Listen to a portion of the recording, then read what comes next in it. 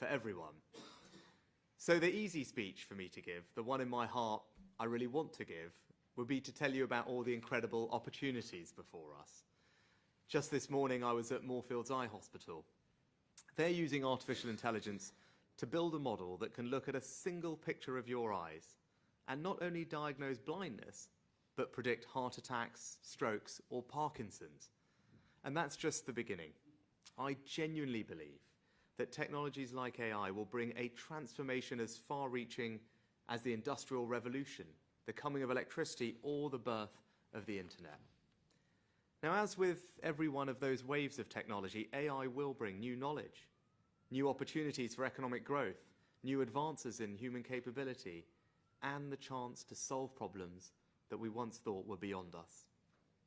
But like those waves, it also brings new dangers and new fears. So the responsible thing for me to do, the right speech for me to make, is to address those fears head-on, giving you the peace of mind that we will keep you safe while making sure that you and your children have all the opportunities for a better future that AI can bring. Now, doing the right thing, not the easy thing, means being honest with people about the risks from these technologies. So I won't hide them from you. That's why today, for the first time, we've taken the highly unusual step of publishing our analysis on the risks of AI, including an assessment by the UK intelligence communities. These reports provide a stark warning. Get this wrong, and AI could make it easier to build chemical or biological weapons. Terrorist groups could use AI to spread fear and destruction on an even greater scale. Criminals could exploit AI for cyber attacks, disinformation, fraud, or even child sexual abuse. And in the most unlikely but extreme cases, there is even the risk that humanity could lose control of AI completely through the kind of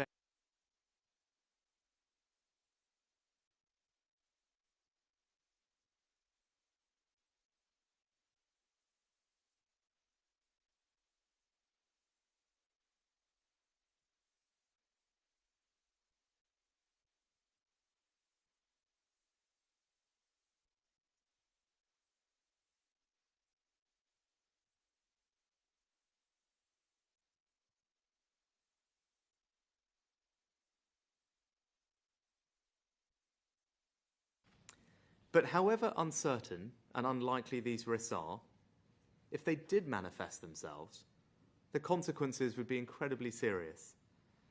And when so many of the biggest developers of this technology themselves warn of these risks, leaders have a responsibility to take them seriously and to act. And that's what I'm doing today in 3 specific ways. First, keeping you safe. Right now, the only people testing the safety of AI are the very organizations developing it. Even they don't always fully understand what their models could become capable of. And there are incentives, in part, to compete to build the best models quickest. So we shouldn't rely on them marking their own homework, as many of those working on this would themselves agree. Not least because only governments can properly assess the risk to national security, and only nation states have the power and legitimacy to keep their people safe. The UK's answer is not to rush to regulate. This is a point of principle. We believe in innovation. It's a hallmark of the British economy. So we will always have a presumption to encourage it, not to stifle it. And in any case, how can we write laws that make sense for something that we don't yet fully understand? So instead, we're building world-leading capability to understand and evaluate the safety of AI models within government. To do that, we've already invested £100 million in a new task force, more funding for AI safety than any other country in the world. And we've recruited some of the most respected and knowledgeable figures in the world of AI. So I'm completely confident in telling you that the UK is doing far more than any other country to keep you safe. And because of this, because of the unique steps we've already taken, we're able to go even further today. I can announce that we will establish the world's first AI Safety Institute right here in the UK. It will advance the world's knowledge of AI safety, and it will carefully examine, evaluate, and test new types of AI so that we understand what each new model is capable of, exploring all the risks, from social harms like bias and misinformation through to the most extreme risks of all. The British people should have peace of mind that we're developing the most advanced protections for AI of any country in the world, doing what's right and what's necessary to keep you safe. But AI doesn't respect borders, so we cannot do this alone. The second part of our plan is to host the world's first ever Global AI Safety Summit next week at Bletchley Park, the iconic home of computer science. We're bringing together the world's leading representatives from civil society to the companies pioneering AI and the countries most advanced in using it. And yes, we've invited China. Now, I know there are some who will say that they should have been excluded, but there can be no serious strategy for AI without at least trying to engage all of the world's leading AI powers. That might not have been the easy thing to do, but it was the right thing to do. So what do we hope to achieve at next week's summit? Right now, we don't have a shared understanding of the risks that we face. And without that, we can't hope to work together to actually address them. That's why we'll push hard to agree the first ever international statement about the nature of these risks. Yet AI is developing at a breathtaking speed. Every new wave will become more advanced, better trained, with better chips and more computing power. So we need to make sure that as the risks evolve, so does our shared understanding. I believe we should take inspiration from the Intergovernmental Panel on Climate Change, which was set up to reach an international scientific consensus. So next week, I will propose that we establish a truly global expert panel, nominated by the countries and organizations attending, to publish a State of AI Science report. Now, of course, our efforts also depend on collaboration with the AI companies themselves. Uniquely in the world, those companies have already trusted the UK with privileged access to their models. That's why the UK is so well placed to create the world's first AI Safety Institute. And at next week's summit, I will work together with the companies and countries to deepen our partnerships. My vision and our ultimate goal should be towards a more national approach to safety, where we collaborate with partners to ensure AI systems are safe before they are released. And so to support this, we will make the work of our AI Safety Institute available to the world. That's the right thing to do morally in keeping with the UK's historic role on the international stage. But it's also the right thing economically for families and businesses up and down the country. Because the future of AI is safe AI. And by making the UK a global leader in safe AI, we will attract even more of the jobs and new investment that will come from this new wave of technology. And just think for a moment what that will mean for our country. The growth it will catalyze, the jobs it will create, the change it can deliver for the better. And that's the third part of our plan, to make sure that everyone in our country can benefit from the opportunities of AI. And we've already got strong foundations, third in the world for tech, behind only the US and China. The best place in Europe to raise capital. All of the leading AI companies choosing the UK as their European headquarters. The most pro-investment tax regime, the most pro-entrepreneur visa regime to attract the world's top talent, and the education reforms to give our own young people the skills to succeed. And we're going to make it even easier for ambitious people with big ideas to start, grow, and compete in the world of AI. And that's not just about having the technical skills, but the raw computing power. That's why we're investing almost £1 billion in a supercomputer thousands of times faster than the one you have at home. And it's why we're investing £2.5 billion in quantum computers, which can be exponentially quicker than those computers still. So to understand this, consider how Google's Sycamore quantum computer can solve a maths problem in 200 seconds that would take the world's fastest supercomputer 10,000 years. And as we invest more in our computing power, We will make it available for researchers and businesses, as well as government, so that when the best entrepreneurs in the world think about where they want to start and scale their AI businesses, they choose the UK. And finally, we must target our scientific effort towards what I think of as AI for good. Right across the Western world, we're searching for answers to the question as to how we can improve and increase our productivity. Because that's the only long-term way to grow our economy and raise people's living standards. And in a million different ways across every aspect of our lives, AI can be that answer. In the public sector, we're clamping down on benefit fraudsters, saving billions, and using AI as a co-pilot to help clear backlogs and radically speed up paperwork. Just take, for example, the task of producing bundles for benefits tribunals. Before, a week's work could produce around 11. Now, that takes less than an hour. And just imagine the benefits of that rolled out across the whole of government. In the private sector, startups like Robin AI are revolutionizing the legal profession, writing contracts in minutes, saving businesses and customers time and money. London-based Wave is using sophisticated AI software to create a new generation of electric self-driving cars. But more than all of this, AI can also help us solve some of the greatest social challenges of our time. It can help us finally achieve the promise of nuclear fusion, providing abundant, cheap, clean energy with virtually no emissions. It can help us solve world hunger by making food cheaper and easier to grow, and preventing crop failures by accurately predicting when to plant, harvest, or water your crops. And AI could help find novel dementia treatments or develop vaccines for cancer. And that's why today we're investing a further £100 million to accelerate the use of AI on the most transformational breakthroughs in treatments for previously incurable diseases. Now, I believe nothing in our foreseeable future will be more transformative for our economy, our society, and all our lives than this technology. But in this moment, it is also one of the greatest tests of leadership we face. It would be easy to bury our heads in the sand and hope that it'll turn out all right in the end, to decide it's all too difficult, or that the risks of political failure are too great, to put short-term demands ahead of the long-term interests of the country. But I won't do that. I'll do the right thing, not the easy thing.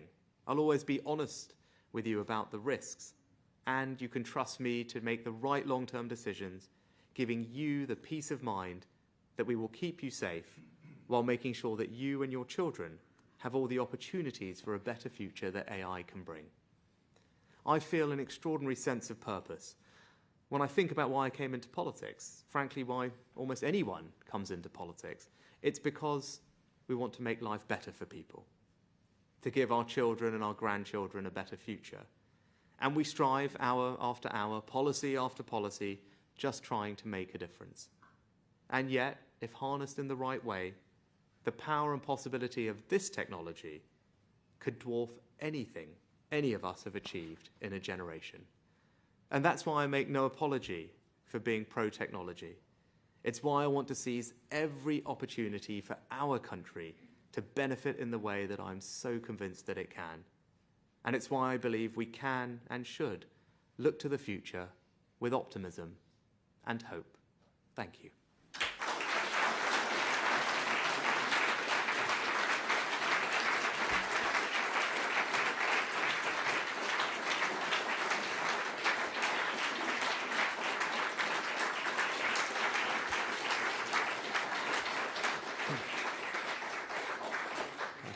We've got some time for questions from the media. Could I start with the BBC?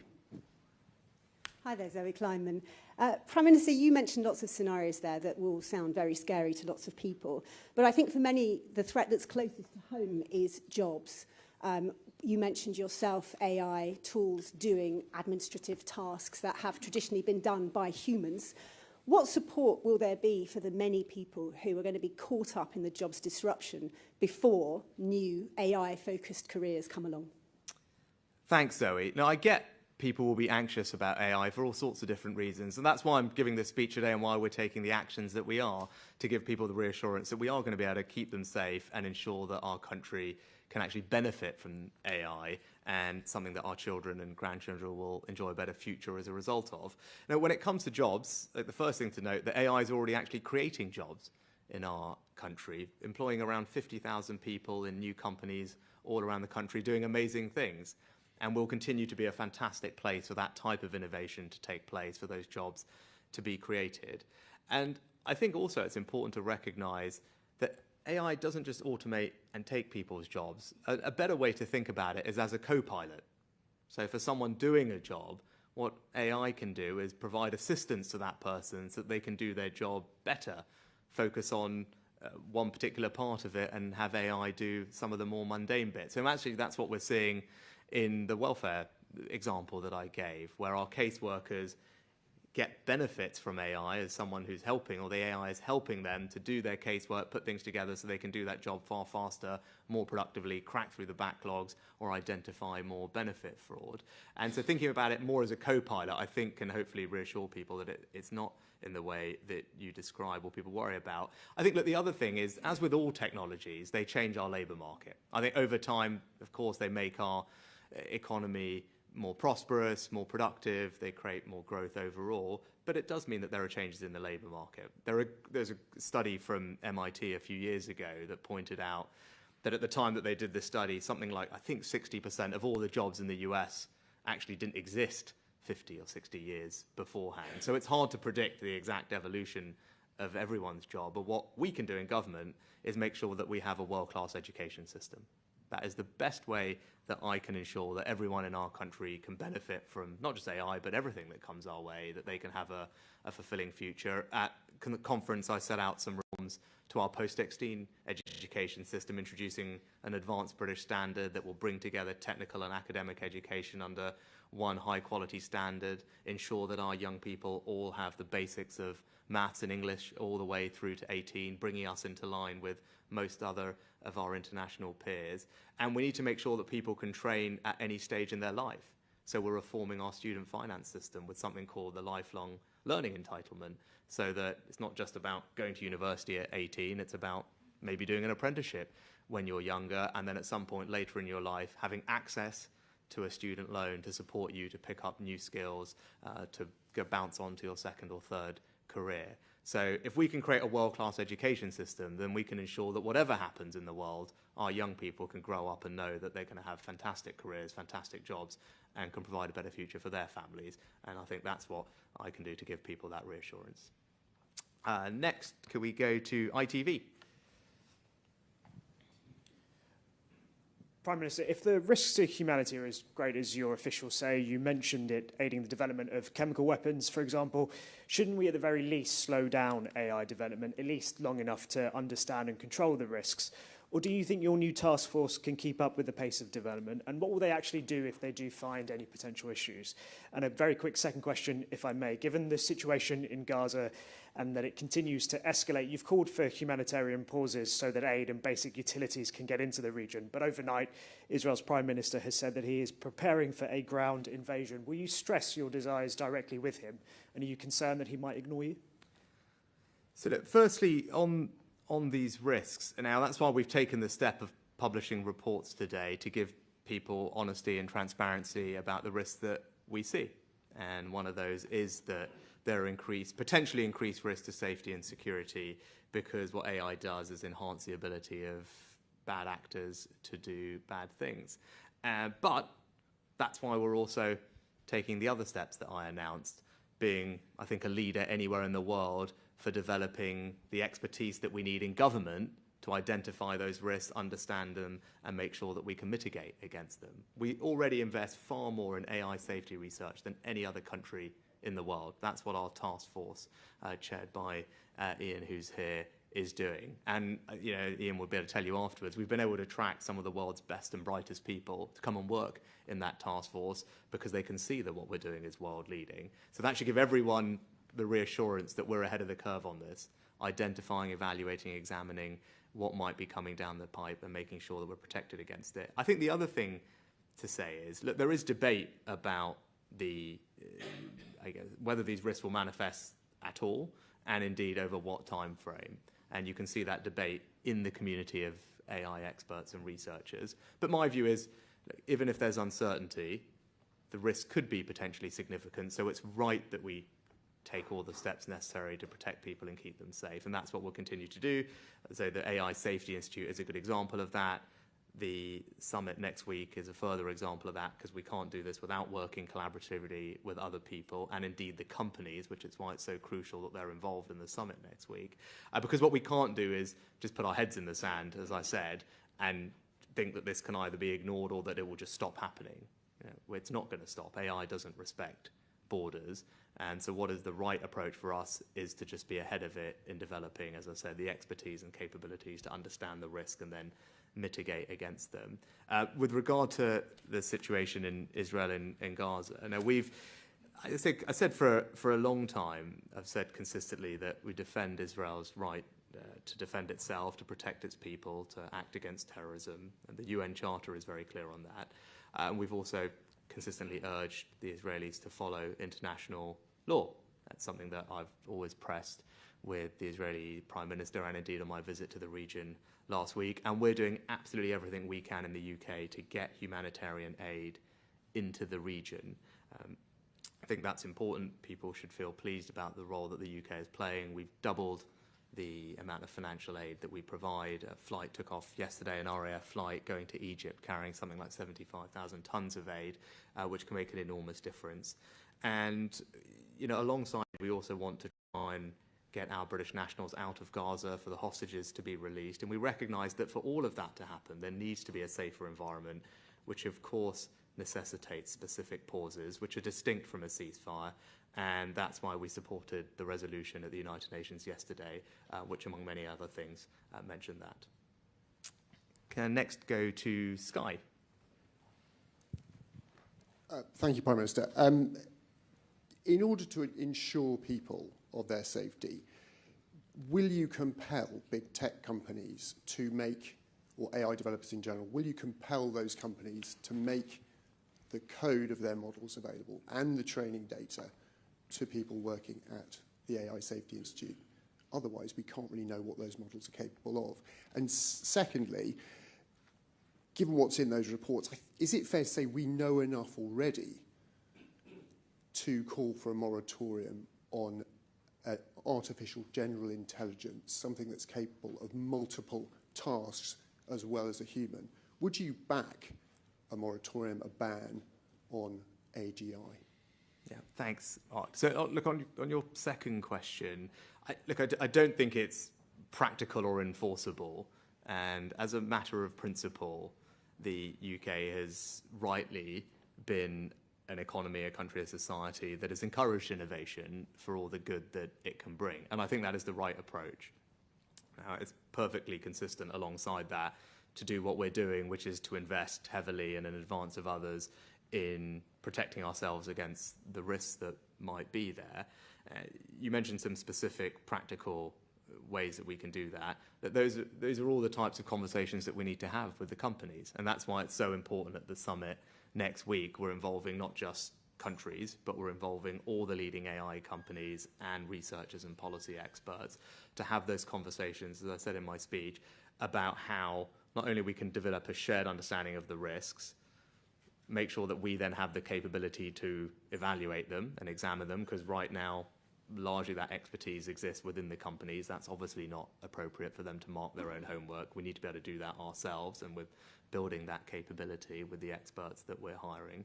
And then once we know that, once we have that data and that evidence, then we can decide on the right approach to mitigating those risks and regulating. But it's important that that should be based on empirical evidence. But the things that you mentioned about, there are all lots of different ways that we can go about that, and that's exactly the conversation that we'll be having next week with the companies. And I would say they have already, uniquely given the UK and our task force, privileged access to those models. Right. So I think we're in a good place compared to almost everyone else to develop that expertise, because in an ideal world, what you're saying is right, ideally, and as I said in my statement, what we want to be able to move towards, and that's what my vision is where, at least on an international basis, hopefully led by the UK because of our expertise, we can ensure the safety of new models before they're released, and that's obviously preferable, and that's what we will continue to work towards. But we've got to start the conversation somewhere, and that's what we're doing next week. No red lines. As things stand, there are no red lines for you, because I think that's what people want to hear. They want, in order to persuade people, given the harms and the risks that you've pointed out in this latest report, and some of those harms are profound. Surely there must be some red lines we can draw at this point, and which ones are yours? Well, I think the point is, again, it's not to be alarmist, because the most extreme risks that we talk about in the report are not ones that anyone can have certainty will manifest themselves, or indeed, even if they believe that they will, they're not certain about the time frame. So, and there are a considerable number of people who are experts in the field who don't think those risks will manifest at all, right? So I think it is important to understand that there is a significant degree of debate about them, but they are a possibility, which is why we want to be transparent with people. But actually, the reassurance I'm giving is that we are ahead of almost any other country, if not every other country, in developing the expertise that we need in government to be able to keep people safe. And that's the key message to take away from this, is I think people know that these things might pose a risk, but what I want to get across is we're doing more than anyone else to protect you against those risks by the research that we're doing, the investment in people and our approach to it, and our collaboration with the companies and other countries. And we will strengthen all our tools next week by working with other people, and then more practically putting in steps to make sure that as the technology develops, we can ensure that it's being done in a way that is safe. So that is the ultimate vision. But I think the main takeaway is we're ahead of this, and we're doing more than others, and that's the right thing to do, given what may, not with certainty, be coming down the line. Next, can we go to the Sun? Thank you, Prime Minister. Sticking with your smorgasbord of doom you've published this morning, AI-powered terrorists, hackers, fake sextortion, even a robot tax.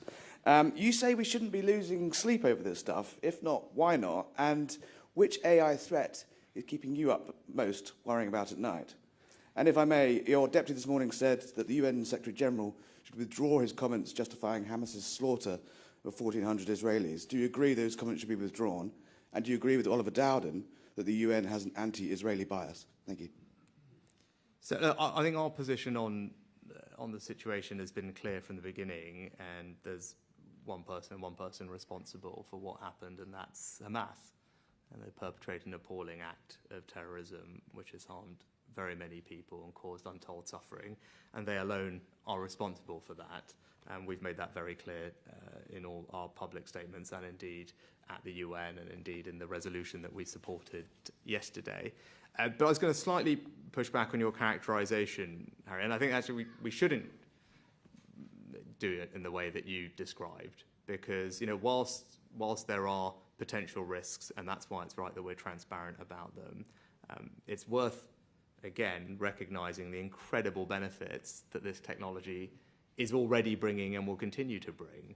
And I think it's not that often in human society, civilization, where technologies come along that have the transformative power that AI does, where it can transform every aspect of the economy, of public services, of society, how we live our lives. As I said, I just came from Moorfields Eye Hospital, where, again, it's the UK leading the world in using what are actually relatively common retinal scans that you would do at typical high street opticians, which can then be looked at using AI in a way that can identify not just eye disease and blindness, but multiple other health conditions like strokes and Parkinson's years before anyone else would realize that that was a problem for that individual. And that's an experimental thing that's being developed. To give you another example, there's another company that's using a form of AI-powered lip reading technology. So people who have had stroke or trauma and have trouble speaking, and that company is able to turn the movement of their lips into words, and essentially giving them the power of speech when it's been lost. So I think it's wrong to focus and say it's all doom and gloom, because every which way you look at it, whether it's in healthcare, education, or every aspect of our economy or public services, AI is already doing things that are saving us money, making things quicker, improving people's lives. And that is something that, again, we want to make sure that the UK is leading the world in. And that's why all the other things that we're doing to build a really innovative economy here are important. But I think that's directly linked to the safety, because the future of AI is safe AI. So if we can lead the world in AI safety, that will have the side benefit of just attracting far more of the world's best companies and researchers and entrepreneurs here to the UK, to mean that it's UK families that are benefiting first from all these innovations, and that we can create all those jobs and opportunities here at home. So that's my vision for the future of AI. I think it's going to be transformative and incredibly powerful, and I'm confident in that because we're doing more than anyone else to ensure that we can manage the risks, and that's what you'll see next week as well. If we go to the Daily Mail next. Thanks, Prime Minister. On China, are you able to confirm who is attending next week's summit for them? And I know you've touched on it, but just to be clear, why are MPs like Ian Duncan-Smith wrong when they say China shouldn't have been invited and that we're cozying up to them too much? And just a quick question on the fact you're now facing another by-election, if I may. If you lose Wellingborough, won't it surely be a sign that it's finally time for tax cuts to get things back on track? Well, I think there's, as I said, lots of things in by-elections which are always difficult for incumbent governments, as I talked about the other week, and we're just going to carry on delivering for the country. And when it comes to tax, I've always been clear, of course I want to cut people's taxes. I'm a conservative, I believe in that. But the priority, and when I became Prime Minister, was to bring inflation down.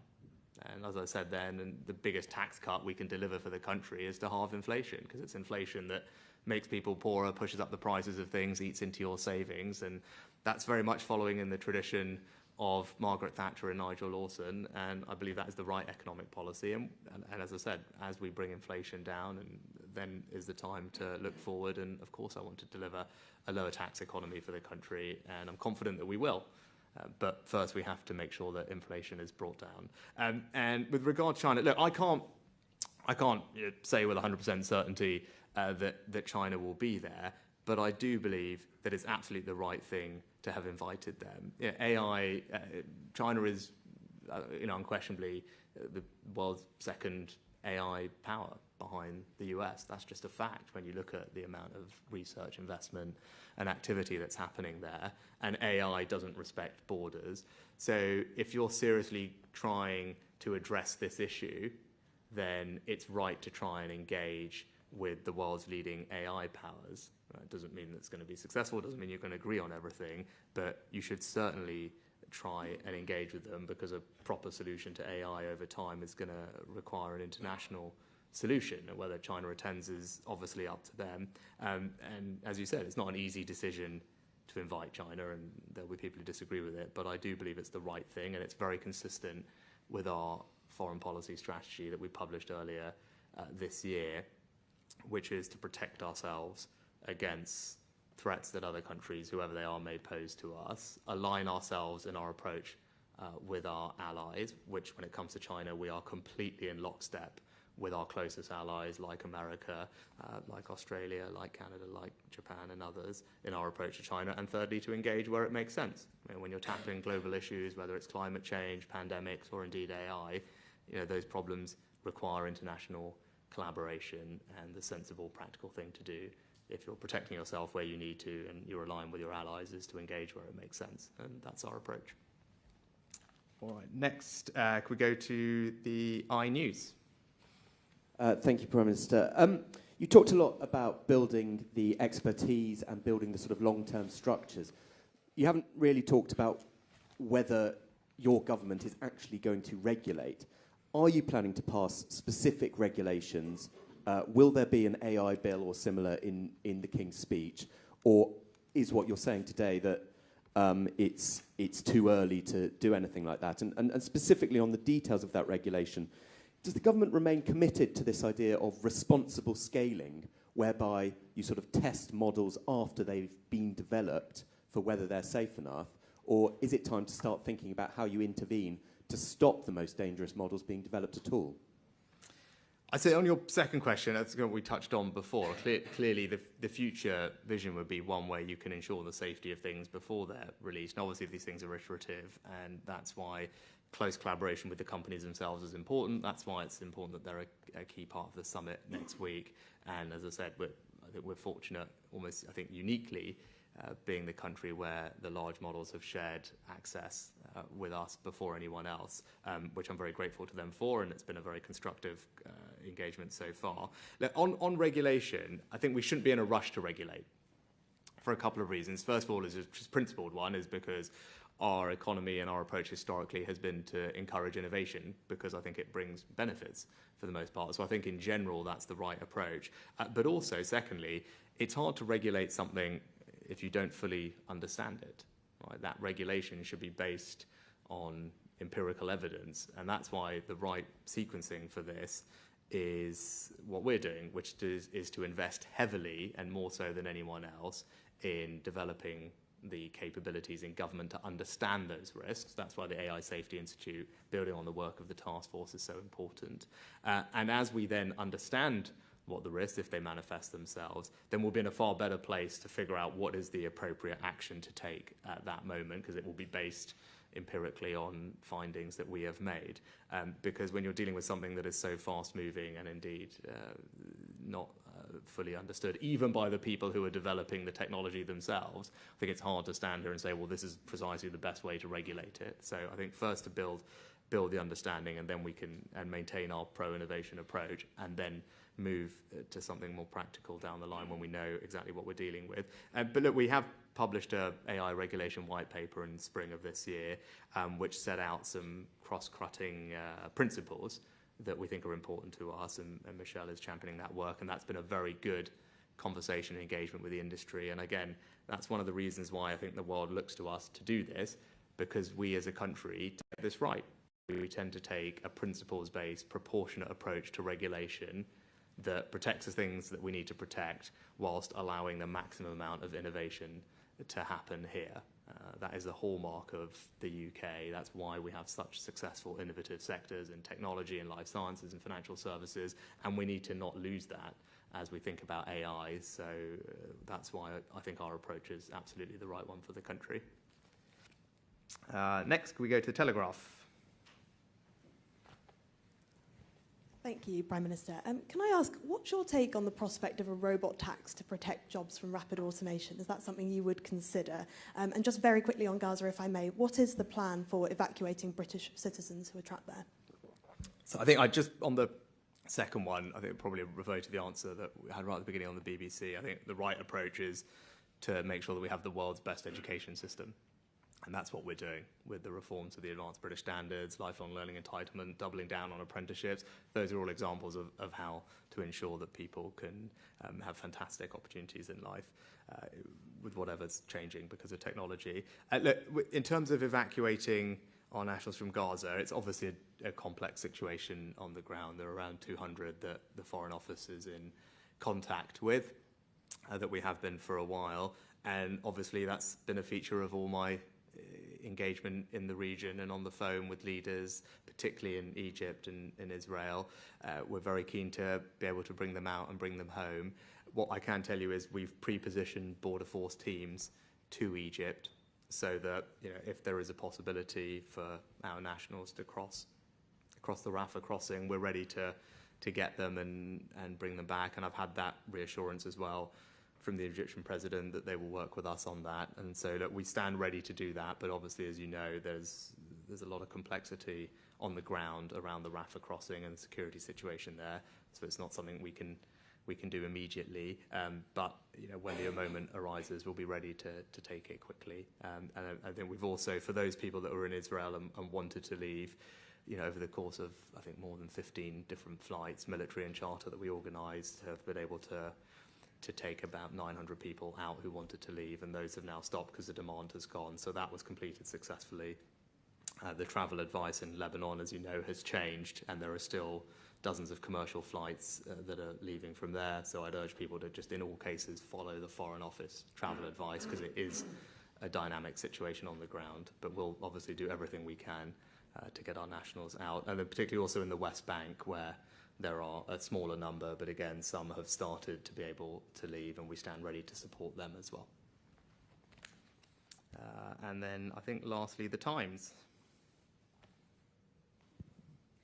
Thank you, Prime Minister.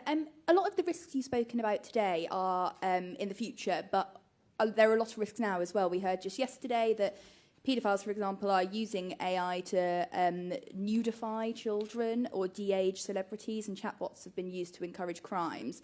So if the Pandora's box is already open, what are we doing now? And then secondly, how worried are you about AI in the next election? And if you are worried, what are you going to do about it? Yeah, that's it's a good one to end on. So obviously it's very worrying when you see stories about AI-generated child sexual abuse materials. And I think I just want to be crystal clear. The UK law is already crystal clear on this issue. AI-generated child sexual abuse material remains illegal. Right? There is nothing legal about it. So in the first instance, it is already illegal to be doing that. Now, thanks to the work of Michelle and her department and our new online safety bill, we have a set of powers and tools that enable us to have that content removed.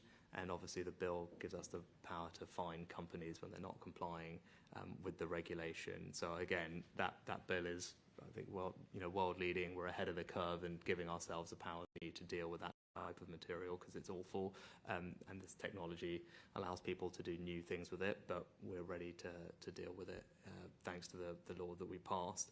And then on your kind of other point, AI systems absolutely shouldn't undermine people's rights, discriminate unfairly, and you talk about things like bias. And one thing I'd say on that is the task force that we have, which is the prototype for the institution, has already done quite a lot of work on what we call social harms, and it will be presenting these on the first day of the summit next week, specifically on bias and disinformation. And those evaluations will be demonstrated, and you can get a sense of what we're doing in that work is, as I say, already happening and will continue. And the foreign policy or security strategy that I mentioned earlier also created something called the Defending Democracy Task Force, which is funded to protect the integrity of the UK from foreign influence, interference with our elections. It involves the intelligence services. It reports directly to me via the National Security Council. And again, whether it's the online safety bill where we have powers to remove or get that content removed, also the new National Security Act that we passed modernizes all our counter-espionage and foreign interference laws. So it allows us to deal with those new threats, which definitely are there. And again, we've been ahead of the curve in making sure that we have the tools and capabilities we need to protect the country and the integrity of our elections against them. Good.